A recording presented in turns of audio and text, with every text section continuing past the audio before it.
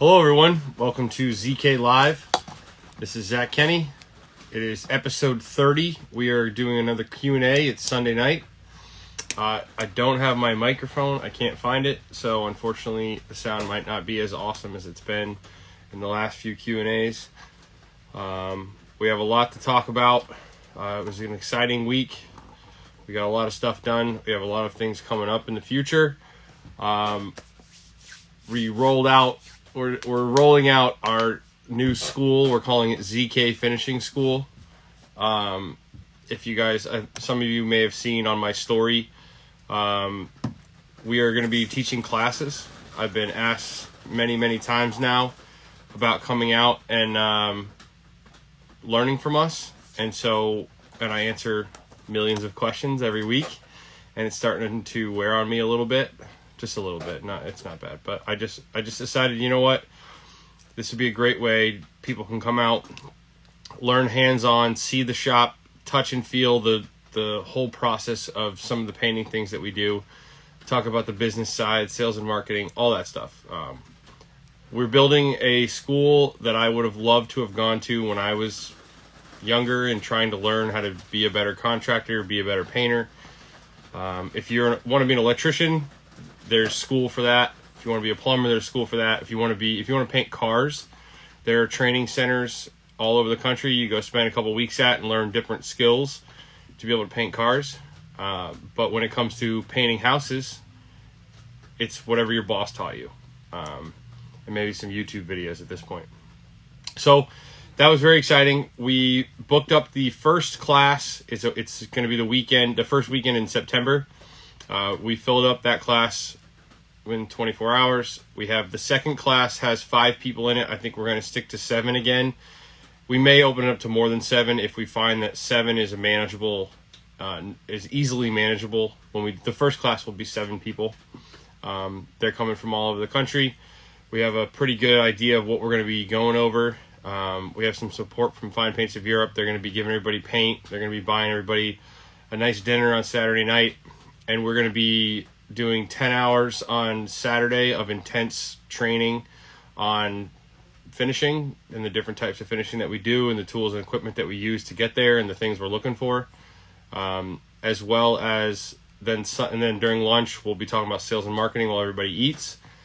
Phil and Dan are going to be teaching stuff while I teach as well. So everyone will get very hands-on training. And I'm definitely looking to turn this into a significant school where, right now we're gonna do it once a month. People can come out for the weekend. Seacoast Builder said he was painting while doing this. You have to apply. We want to keep this an elite group of people. We want to make sure that if you come out here and you're trying to learn from us, there's not somebody in the group that has a skill set that's just way farther behind than everybody else and is taking up all the time asking questions that everybody else knows. So we'll probably have some more beginner style apprentice level classes as we go, but these first couple are going to be pretty high level finishing. So I have asked everyone to send us an email as a way of applying that says why you want to come, gives us some references to show us some of the work that you have done, or not references, that's a bad way to say it, but people are sending emails to zach@zkpainting.com just to kind of say why you want to come, where you're at, and show us some work that you're proud of. We'll then schedule a phone call. We'll talk. There's only been a couple contractors that I thought a couple people who applied this early round that I don't think were going to be great fits right away. But as we learn from these first couple classes, then the first week of October there's still 2 more seats left. They may be filled. There was 2 applications. 2 people talked about applying today. I haven't got their emails yet. So if you're looking and you're thinking about it, feel free to send an email to zach@zkpainting.com. We're calling it ZK Finishing School. We will have a logo. The logo draft should be ready for me tomorrow. I'm excited to see it. We're going to be giving everybody certificates and sweatshirts, and there should be a lot of bonus discounts from manufacturers and stuff of some of the products that we use. I'm hoping that some of these companies will sort of help us out and give some discounts on some products. But then they'll be part of it. There'll be a whole community. We'll have a private Facebook group where anyone who does come to ZK Finishing School we will all be able to then share information back and forth. And I would love to build a school where people can come and up the level of the craft and the trade, because I think we've just generally, the painting industry has been just doing this big race to the bottom. A lot of it has been fueled probably by the paint manufacturers. I'm not sure if they've been the best advocates for quality. They've spent a lot of time trying to make cheaper paint that can be applied faster, but not a ton of time truly educating contractors on best practice.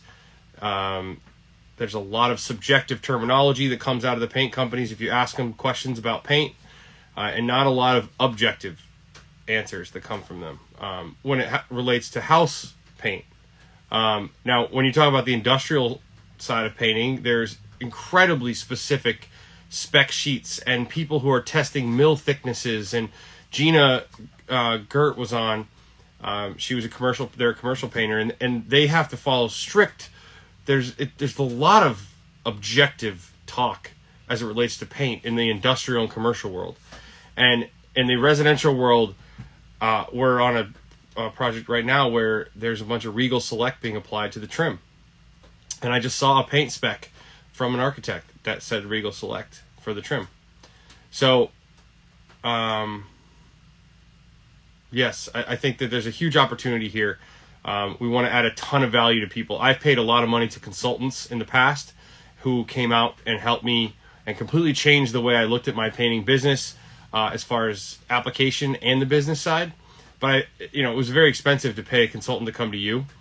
This way, if you come to us and there's a group of us, it's $1,000 per person for the weekend, for the 2-day class. And you get to leave with a bunch of samples and a gallon of paint from Fine Paints and hopefully some discounts. So I think it's a really great value for anyone coming. I'm just trying to build a school that I would have wanted to go to, that I would send my employees to. Because I just think there's a lack of that in our industry, and someone needs to do it. And I figure at this point, why not us? So look out for ZK Finishing School. We'll be posting more about that stuff, I'm sure, as we get closer.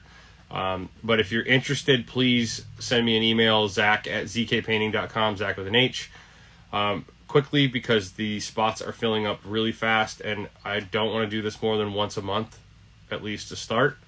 So we are probably going to fill up 2 months from now. There's 2 spots left. I would imagine that'll be gone by the end of the week. And then we'll start filling up the beginning of November. And maybe we'll try to increase our capacity. But I'm very adamant that we keep the class sizes very small and high level so that everyone gets a ton out of it, and you're not, you don't feel like you're just another number and you're just sort of going through the motions. Send me an email, Paint Terminator. ZAC. I'll put my email. You can get my email from my Instagram. Just send me an email that says why you want to be part of it and some work that you're proud of. Yeah, and we're just trying to build a community of painters who are trying to up their level. We have some awesome painters coming out these first 2 classes. I've gotten to speak with all of them, and there's so much. Friesen Fine Finish is one of the guys who's coming out. There's a bunch of us. I mean, you guys are watching a paint live show, right, on a Sunday night. We love painting, and there's not a lot of, how do I get to the next level? Where do I go to learn? I've been swimming upstream for my whole career to get the knowledge that I have, and it's been really hard. I've made a lot of mistakes, and I've paid a lot of money for that knowledge. So if we can condense that down and try to give and spread that knowledge, I think it's good for everyone. If you're in Boston and you're in my backyard, you're more than welcome. Like everyone, we want everyone. I'm not worried about teaching my quote unquote competition. We want everyone's level to be high. Chroma Custom Painting is coming too. That idea of if everyone is playing on the same playing field, if we all know, here are the standards. If we're talking about doing a gloss project and you bid it, and we're all bidding it to do the same process or very close to the same process, that's good for everybody. It's good for me if I'm not bidding against a guy who's just switching out the gallon of paint to a gallon of paint that happens to say gloss on it. I'm probably not going to film the classes in the short term. We are going to definitely make online courses. There's no question. But right now I want to figure out these courses hands-on. I want to be spending a lot of time figuring this out and getting the maximum amount of knowledge imparted onto people in the shortest amount of time. Once we get that dialed in, yes, I think there will be an online version of ZK Finishing School where you can buy classes and study stuff through video. And that's great, and that will help everyone get to another level. And then maybe even once you've done that, and then because you have to touch and feel a lot of the stuff that we're talking about as it relates to the application of paint. I think that the sales and marketing stuff can be done easier through video, but even then, I want to do it. We're probably going to break it down into weekends, where one weekend is concentrated on sales, marketing, and the business side, hiring and firing and finding employees and company culture and all that stuff, all the stuff that's not applying paint. But even when we do that, I'm going to keep those classes probably fairly small, and we're going to do a lot of like case study, really working out individual one-on-one or even as a group to hear, all right, what's the market you're in? What are you trying to go? Like I did an Instagram audit with a guy who's coming to the class, and I was able to just go over some stuff and say, like, when he called me, he sent me the email, and I looked him up. And I'll be honest, like, I was on the fence about this guy. I was like, I don't know if this guy's going to be a good fit for ZK Finishing School yet. And then I talked to him on the phone, and he's like a perfect fit. And he's super passionate and highly skilled and trying to get better every day. But his social media didn't show that. So I think there's a lot of room for training on social media and sales and marketing as well. And so we'll probably look to do a weekend of just that in the future as well. But that's one thing to like have a one-way like monologue class, but I don't get nearly as much out of that as I do like the one-on-one or in a group, at least saying, okay, where are you at? How are we going to go from here to there? And the back and forth is so valuable. And that's where I think coming out to our shop and spending time with me, and really going deep into like your individual situation and how are we going to, what market are you in and what are you good at and what do you like and where do you want to go and blah, blah, blah, blah. I think that's what I really want to focus on first. But to answer someone's question, we will have online classes. It's just not where I'm focused yet, because I think that I can add a ton of value to people in a face-to-face hands-on setting. And as I hone that and learn from that, I'll probably turn it into some online stuff too. But the main thing is we just want to add a ton of value. Phil will be one of the teachers, yes. Phil and Dan both came to me and said, I want to teach this part. I want to teach this part.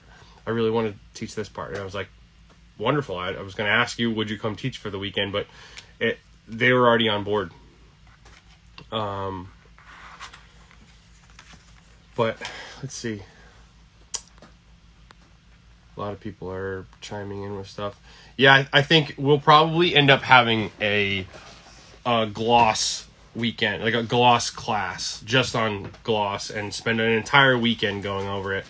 I would imagine we'll go over a decent amount of it in the first two classes, but I want to go over specifically the first two are going to be a very fine paints of Europe focused. We're going to kind of go over their complete line and then talk about how I was able to go from doing average painting to the high-end market using a lot of fine paints of Europe and sort of how to navigate that. And I'm just going to be sharing my experience then. Yeah, I definitely want to raise the minimum standards in our industry. And I think there's a lot of young people like I was 5-6 years ago where I was dying for knowledge and I was willing to pay I paid a lot of money to my consultant, and it was all worth it, and I'm really glad I did. But it was a ton of money for me at the time, and much more than $1,000 for this class. And I got a lot out of it, but I think this is going to be even better. I'm really excited. I'll stop talking about it for now. Maybe we'll talk about more stuff. But yes, so the first class has a special guest, and we will probably have special guests sprinkled in throughout. The great and powerful Nick Slavic is going to be at the first weekend. The owner of Fine Paints of Europe will be there as well. He's going to take everybody out to dinner. We're going to probably try to find a company to sponsor dinner each weekend. And then, yes, I'm going to try to bring guests out, people who know a lot about certain things, especially as we go forward. Because I think I know a lot about a little, and that's what I'm going to talk about. And these classes are going to be all the things that I know a lot about, and the things I don't know so much about, I'm not going to pretend like I do. I think that's very important to sort of know what you're good at and know where your strengths lie. So definitely going to focus on what I know and share my knowledge as openly as possible and help people level up as best I can. But I think the idea of bringing other people in, it's going to be a big experiment, but I can tell you that I'm going to give this everything I have. And ZK Finishing School, which I just love the name Finishing School because of the play on words of the old school women back in the day would go to finishing school to learn how to be proper ladies. We're going to, all men and women will come to this class to learn to paint better. And finishing is obviously another word for painting. Yeah, so ZK Finishing School, very excited about it. Feel free to reach out, send me an email, or if you can't get that email address, I'm not sure. I guess you could send me a DM, but find my email address. That's the best way. We're creating a website for it, and we'll do all that stuff. But stay tuned for more of that. But it's going to book up fast, and I want to keep those classes really small, at least as we start. If we find that, we could handle 10 people, maybe we'll open it up to 10. But we're going to start with 7 as the max right now. And go from there. But we had a great week, as a lot of you guys probably saw. We had a lot of final coat of black gloss going on this week. Holland Lac Brilliant. Super, super proud of the team. Like, it's just amazing the team that we have and their output and what they were able to come together to do. At one point, we had 8 painters from ZK Painting on the job site. All 8 of the painters in the company were there. Of our employees were there, and everyone was working together to achieve this deadline that we were trying to meet, that we're on pace to do. But we've got the handrail, 5 continuous floors of handrail is completed. That was there's some dust in it. There's going to be some dust in it. We're not even in the spray booth, there's a little bit of dust, but there's some dust, but it's beautiful. And I think some of you guys may have seen the pictures. It's so awesome to see in real life. 5 continuous floors. So I have a gimbal, this Smooth that freaking Instagram ads got me to buy, that I've never been able to figure out how to work. I think I have to get that thing figured out, because I want to take a first person view of the handrail, nice and smooth, all the way down continuously for 5 floors of black gloss, which is going to be pretty sweet. We got the island done. Phil worked alone Saturday, Sunday, in peace and quiet, and was able to zen out. He you can talk to him, but he told me today that he found another level. He's leveled up. He said he feels like he's that much more confident brushing Holland Lac Brilliant. And that's, I think that's a huge part of what we do. Is the theory is tremendous. And when I first started, as I got into this world, I just well, tell me what's tip size and what sprayer and how much to thin it, and I'll just get glass. Well, that's not how it works. And it's one thing to know the theory, but it's a whole other thing to actually make it happen. So we've been doing a lot of this, and today he said he jumped another level and was able to get a beautiful result, as you guys saw on that island. It looks tremendous. There's subtle brush strokes in it. It is brushed finish. There is a little bit of dust in it. That's just going to happen. But we're doing everything in our power to minimize both of those things in this case. And I think we did a great job. The client, I'm sure, is going to be happy. We are our harshest critic by far. So as long as I go there tomorrow and it doesn't look horrific, I think we're good. The bathroom is the final spot to be painted for this section. The wet bars in the bathroom are going to get done Monday, Tuesday. And then we're going to clean everything up. And essentially, then we can work on the 2 individual rooms sort of in isolation while people are coming and going through the house and starting to do. The painters have like a week and a half of touch up. The electrician still has to do some stuff. The plumber has to put some toilets and fixtures in. So, and the client wants to start to move things in at the end of the month. So while all that's happening, we can be in those 2 rooms finishing black gloss. We're still on the fence of whether we're going to roll and tip or spray the final coat on those rooms. That remains to be seen. I got a lot of questions. We'll bring the questions up. We got a lot of questions about why are we rolling and tipping, or why are we brushing the final coat, or why are we brushing if we were spraying all along? And the answer to that is yes, we were planning on spraying the whole time. From the very, very beginning, we were actually talking about maybe we weren't sure which we were going to do. The client was not dead set on either one. So that gave us the freedom to sort of play it by ear and see how things were going. And it's just so much faster to spray. So as we built we put 3 coats of primer on all surfaces that we were painting. So it was just so much easier to spray our coats of primer each time. That's why we sprayed all the way up until, and then we actually sprayed 1 coat of top coat. So we sprayed 4 coats of paint on all those surfaces except for the handrail. That was brushed the whole way. That helped us with speed, and it also informed us on the difficult parts of spraying final coat if we decided to spray final coat. But the biggest deciding factor, there's 2 major deciding factors on why we brushed. One massive one is the touch-up ability.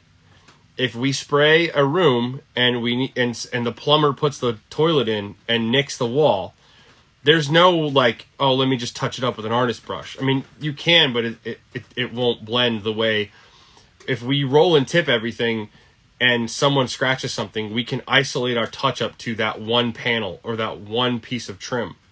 And then I think you get a nice uniform paint job that can easily be touched up. And that's not the case with gloss. Tomorrow we're actually I'll be at the photo shoot for our wine room that we did 1.5 years ago almost.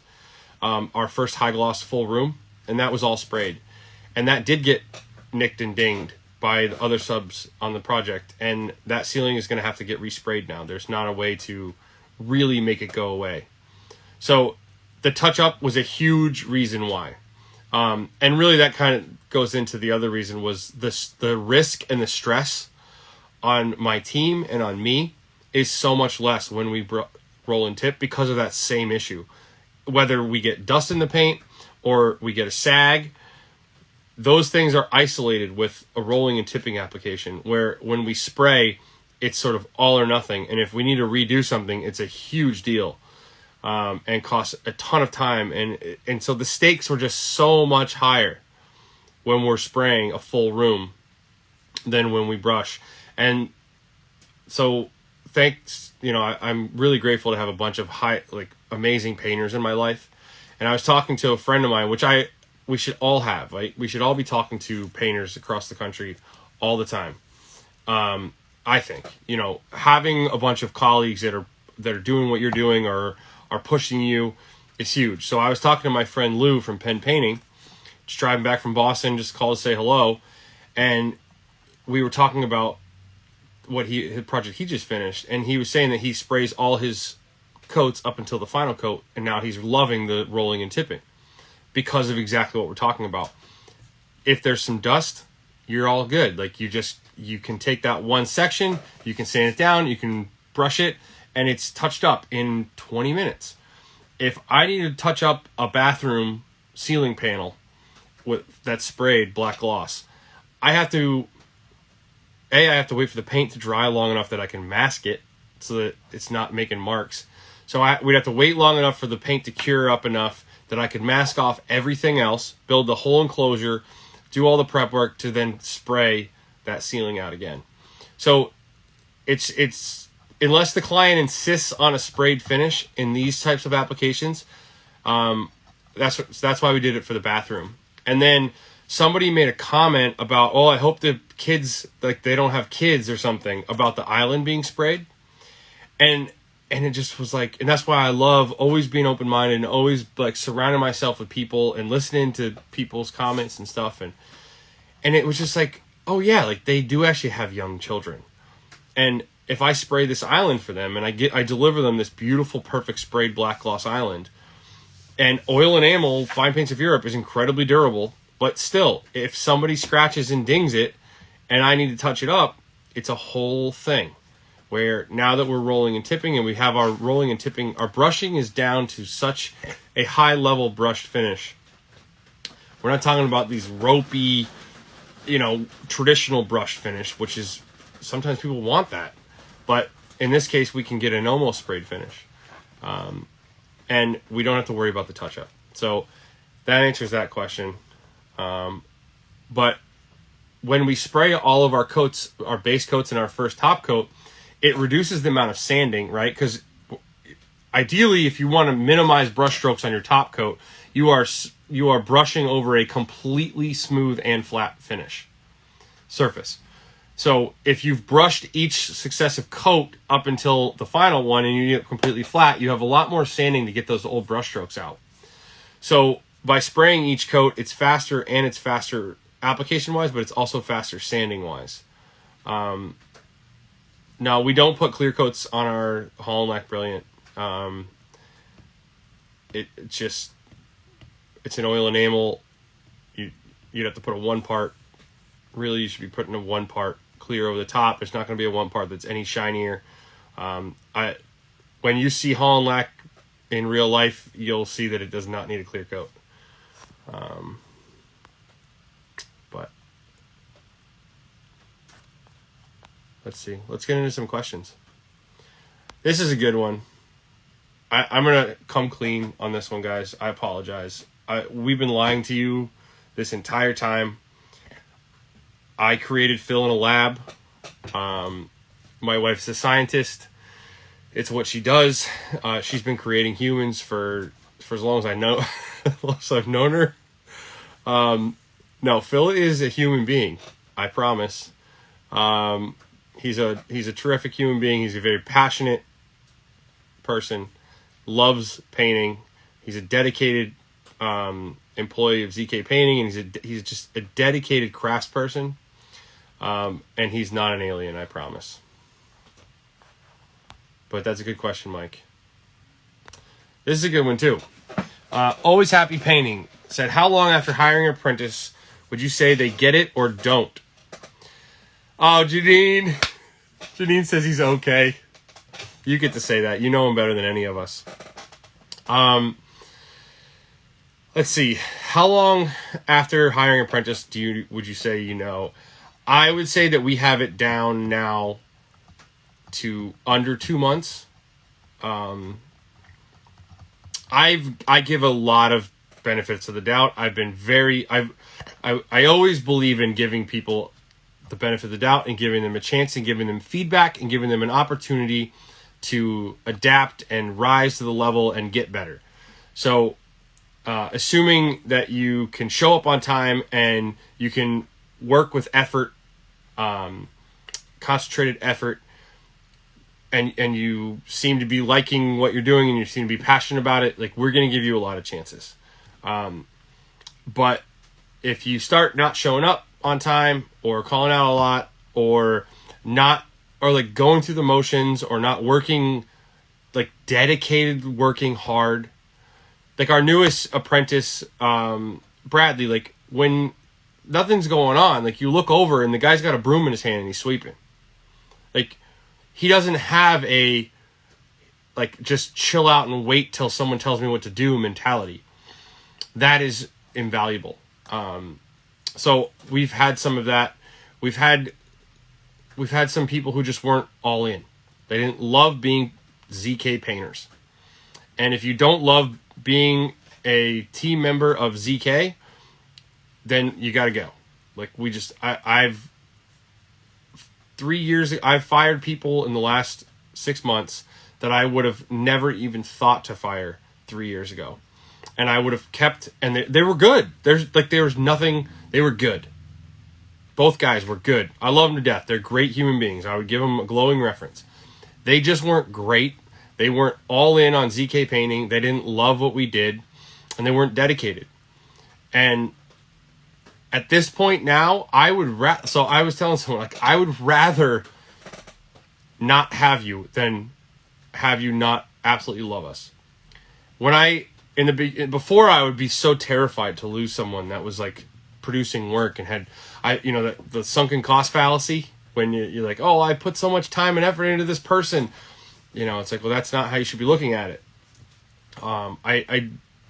You hear it all the time. It's cliche, but they say hire slow and fire fast. As you fire more people and your fears about what's going to happen when you fire them don't come true, you start to be much more comfortable firing people faster when they're not a great fit.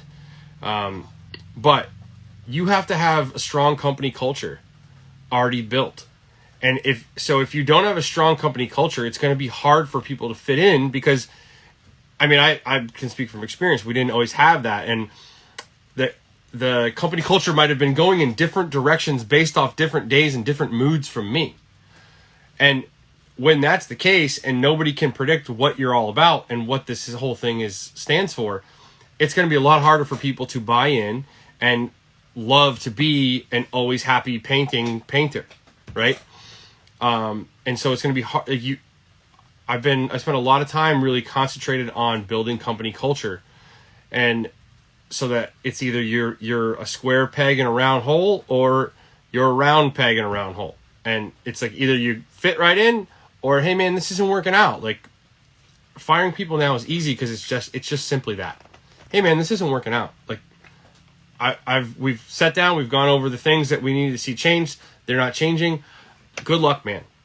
I wish you the best of luck. No hard feelings. I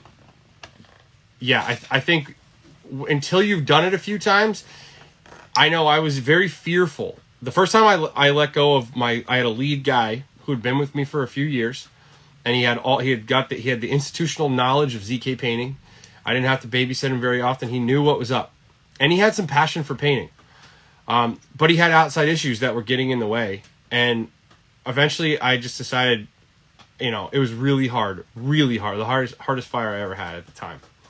And I fired him. I had these huge fears about what would happen. None of those things came true.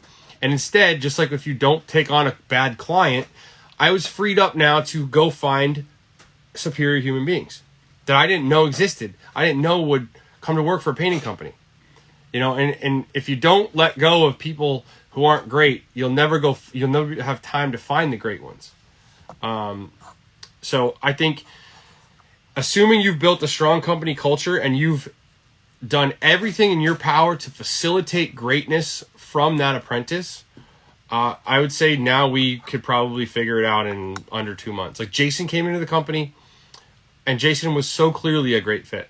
He's back at college right now, and we're hoping to get him back. But Jason came in and I don't think he's ever cut and rolled a wall in his life, and he was rolling and tipping oil enamel on those handrails as well as anybody else after some training.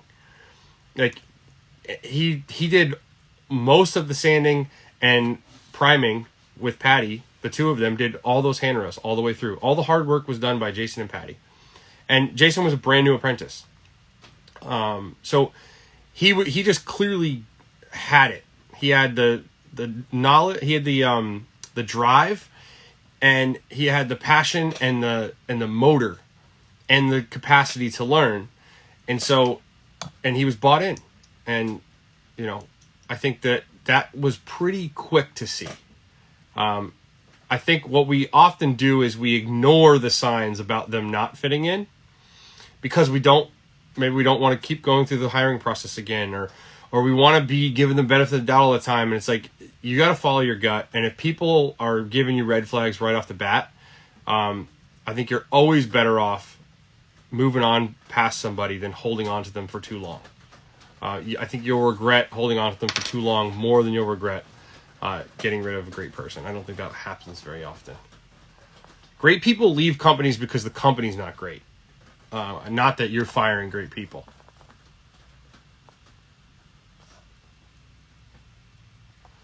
Just be hard on them. 90% of workers just quit when you're too hard on them. Some even quit when you're easy on them. No, man, I don't agree with that. That's like a comedian that I like was talking about how he was an idiot in college, and instead of breaking up with girls, he would cheat on them until they found out, and then they would break up with him. I think that's the same thing. No, I believe you need to sit down as soon as you know, sit down with somebody and fire them in a professional way. So that you don't have an enemy. You don't want to create an enemy.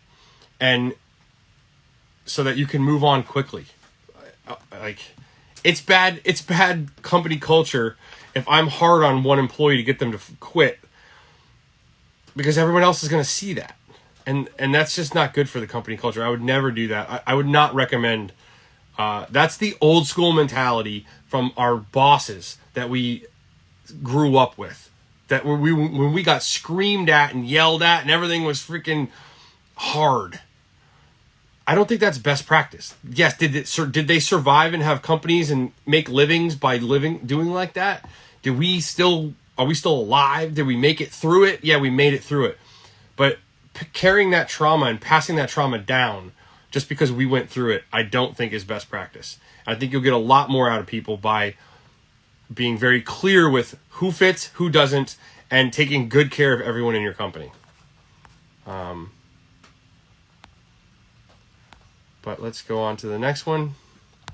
This question we got asked a lot. My great friend, Jessica Allred, who I love so much, she's the one who told us about these. She's the eagleless painter. That should be her Instagram. She's Alternative Finishes. She's been on this show. But the brushes that we're using come from Michaels. They're synthetic bristle brushes. They're about $2 a brush. They don't last a really long time, but they're super fine. And they just lay out paint. They're the right length of bristle, and they're a really great brush for rolling and tipping. Phil has a post about those brushes. You can go check him out on Philip_ZK Painting. He has a post about the brushes that he used. But those come from Michaels. Let's see. Someone asked me a question, but I think there are some typos in it, so I'm not going to put it up because it was very offensive if you read it, but I think there's typos, so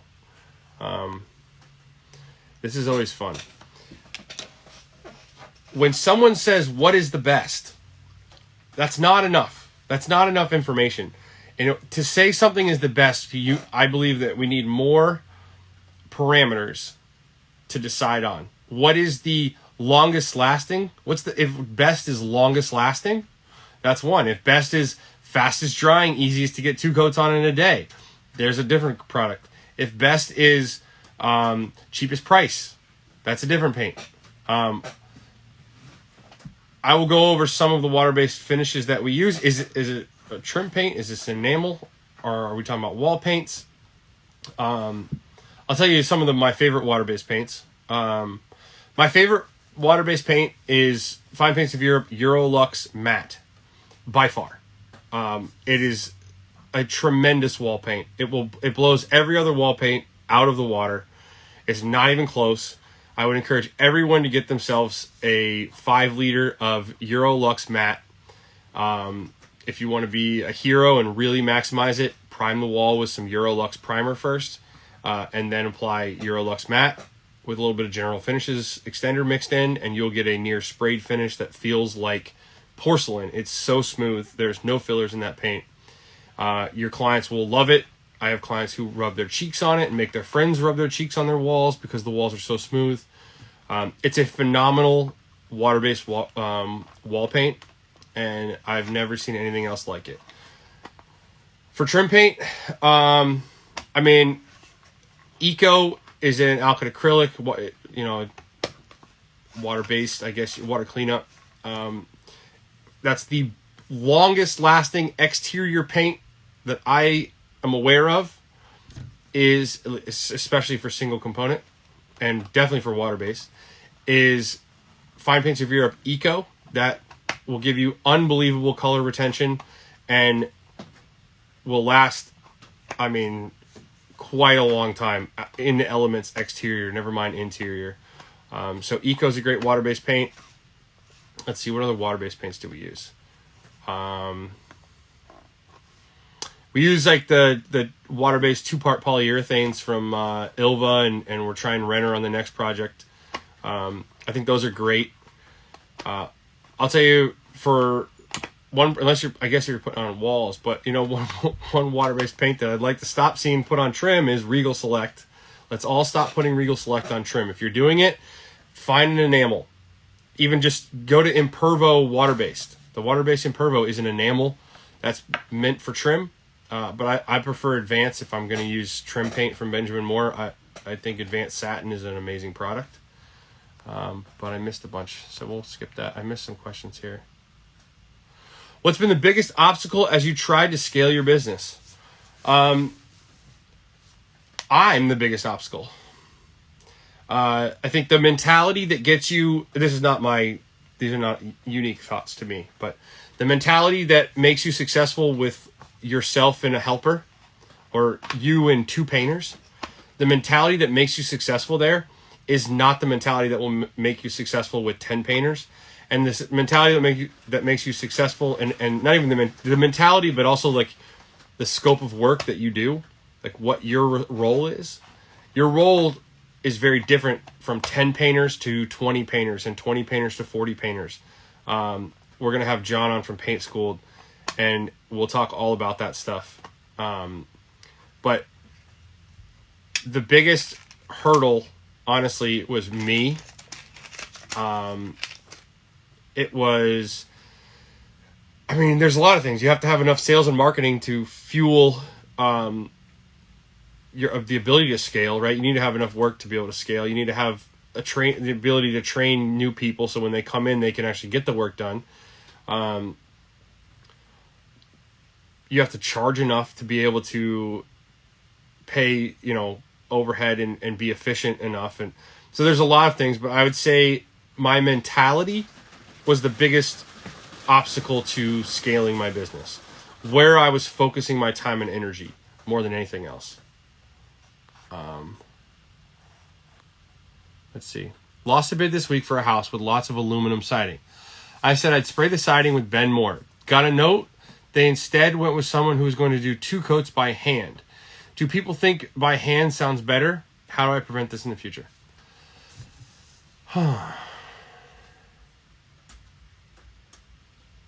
I wonder what the price difference was.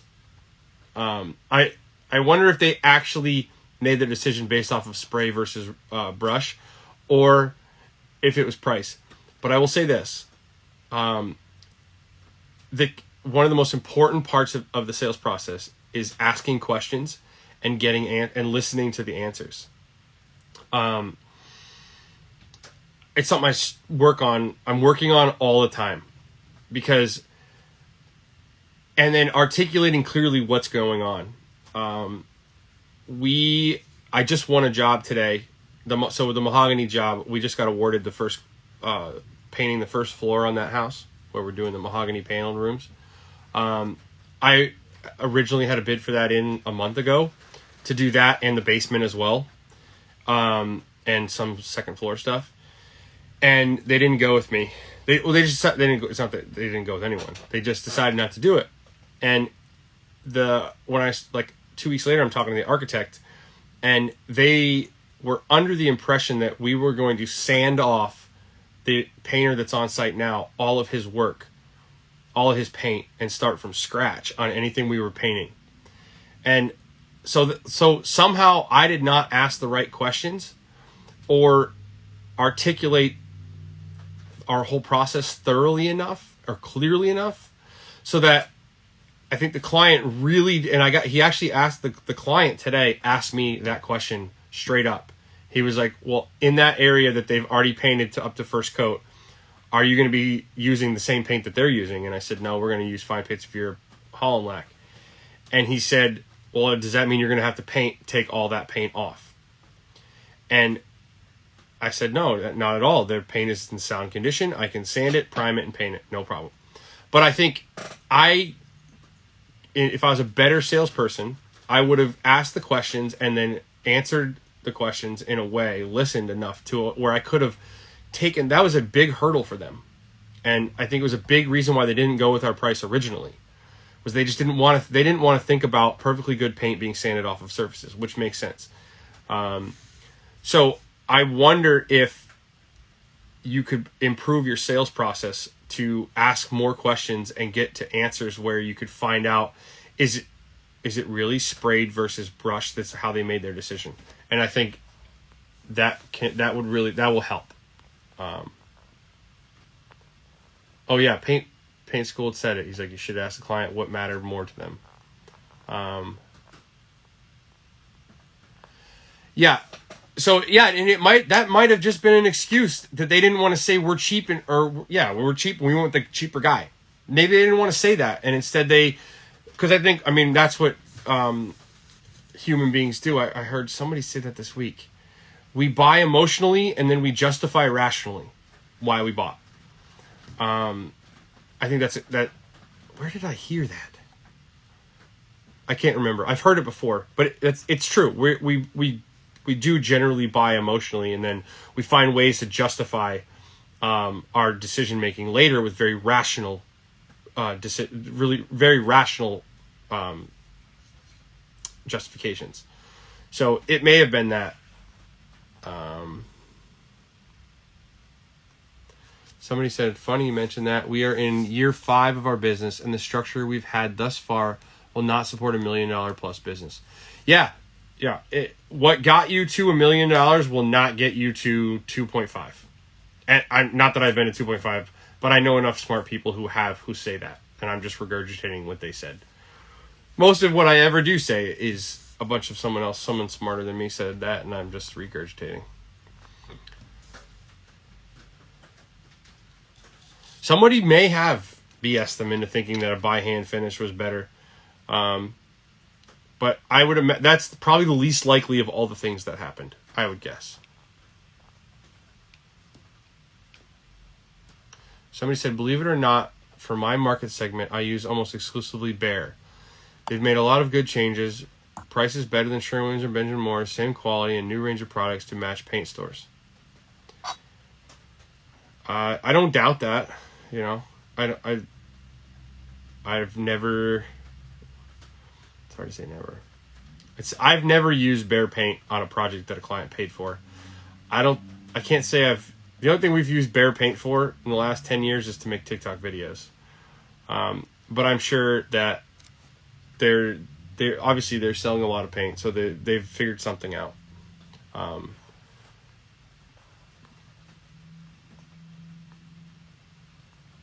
Let's see.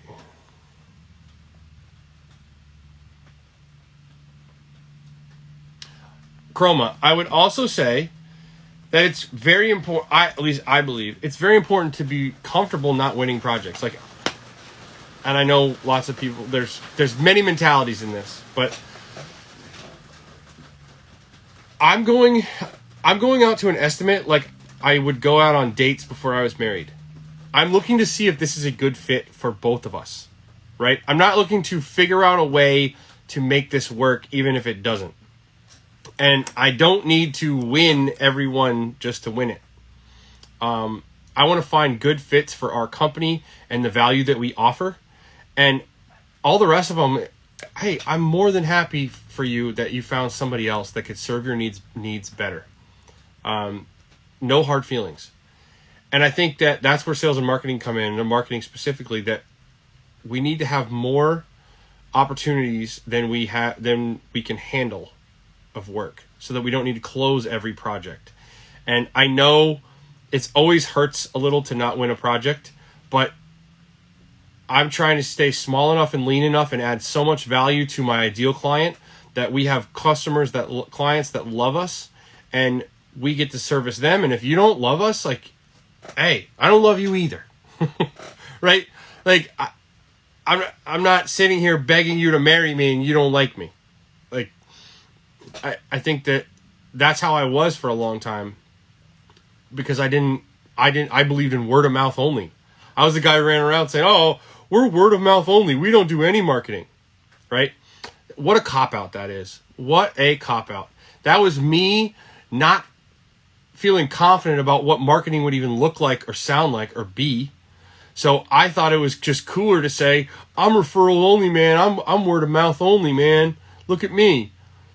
I'm better than that. Only bad companies, crappy companies, they're the ones that market. No, that's not the case. It's always better to have more work coming in than you can handle, because then you get to pick the best clients and the best projects, and you don't need to change who you are to fit certain clients. So I would use that feeling of, oh, I really wanted that job or whatever, to like double down on marketing and bring in more quality leads. And when you have a bunch of people who want to date you, you get to pick the one that you really like, and you're not desperate.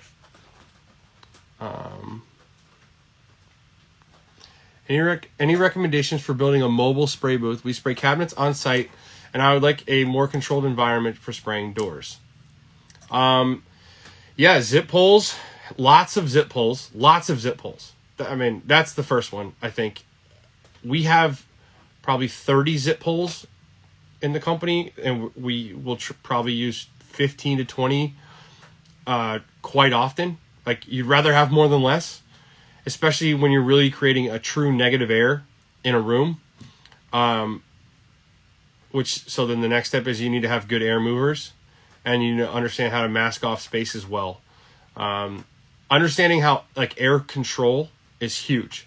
Having air movers placed in the right places, the right type of air movers, the right type of CFM, filters in the right spaces. All of those things are very crucial to building an on-site spray booth. You need to control the air. And the first thing you do to control the air is to control the environment. So you need to have a bubble. However big we had a 5-story bubble. It went all of the handrails all the way down, 5 stories. It was one bubble. And the guys were sweating their butts off when they did the final coat, because we didn't run any air movers. We ran air movers all day the day before. That night, we shut the air off in the whole house. The AC got shut off.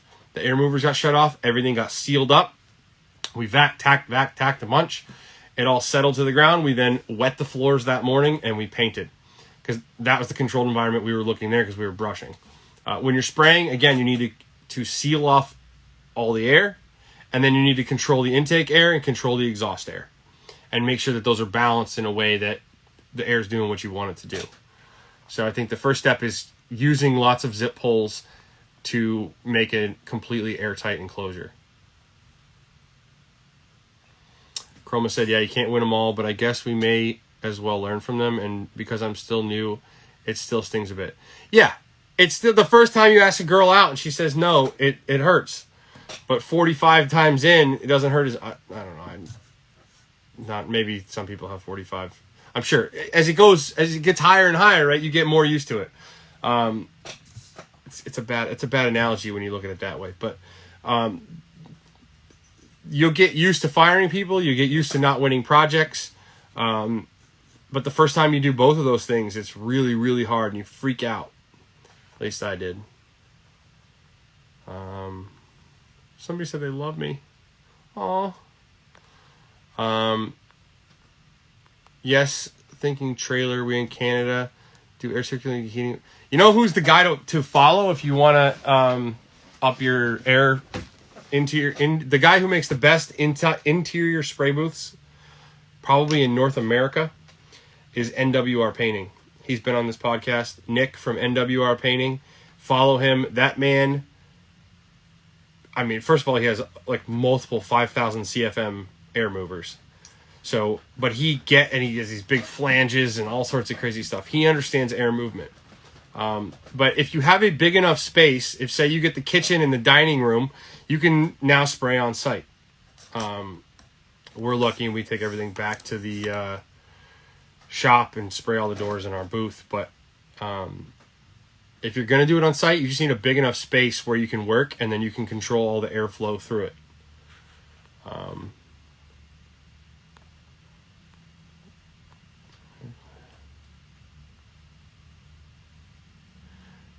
Yeah, the build cleans are okay. Seacoast, I think the build cleans are better for guys like you, for contractors who are making lots of like dust in an environment and they just need something subtly moving to clean it all the time. For painters, I don't know if the build clean is quite as good of a... Yeah, paint. John said it's a bad analogy. Sometimes you hit home runs and sometimes you strike out. That's another horrible analogy. So we use a few different types of air movers. We use negative air machines or air scrubbers, machines that are built to filter air through HEPA filters, truly through HEPA filters. You could run these air machines inside of hospitals. Those are great, but they're very expensive and they're much bulkier, right? So we only use those if we're going to be exhausting air into a home, right? If we can't exhaust out of the house for some reason, right? We're going to need to make sure that our air that we are exhausting out of our booth is filtered through a HEPA filter, right? Not just a some type of pleated filter. We want multiple stage filtration with HEPA at the end. So we have done that. I have done projects where we were in a high rise or whatever it was where we could not exhaust air out of the building. So what we did was we used our air scrubbers or negative air machines, and they exhausted air into the livable space, but it was through many layers of filtration. So they're very valuable there. They also have charcoal filters you can put in. So I've also run air scrubbers within the middle of a room, just like cycling the air in the room with a charcoal filter, which is then going to take a lot of the paint fumes out of the space faster. That was one way. So the air scrubbers are great, but they're significantly more expensive and much bigger to move around. They're just completely different. Now, the squirrel fans, no, it's not squirrel fans. They're rotary fans. Squirrel fans are the things that, those yellow, they come in a couple different colors, but they're on Amazon. They're like $250, $300. They're 1,000, 2,000 CFM. I want to say they're like 12-inch diameter fans. They're just big. They just move air. So they're great, but they move air. You need to do max air. That's what they are. You have to filter it yourself, and you don't want to be running any filter through a max air and blowing it into the house. I don't trust that. I would not trust that. Unless you've built some crazy system in which I think you should just buy an air scrubber at that point. We have 1 minute and 22 seconds left in this hour, so I'm going to shut this down real fast, and we're going to pop it right back in, and we're going to keep crushing. We have a lot of questions to go still.